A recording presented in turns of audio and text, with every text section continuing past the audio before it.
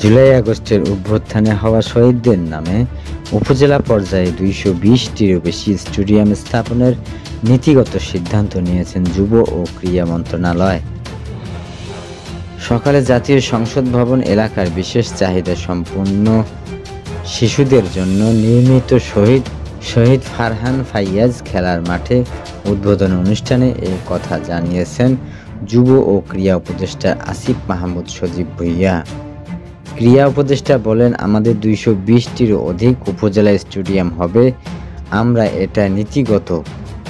আমরা নীতিগত সিদ্ধান্ত নিয়েছি। প্রত্যেকটা স্টেডিয়ামের নামেই সেই জেলার আমাদের যারা শহীদরা রয়েছেন তাদের নামে হবে।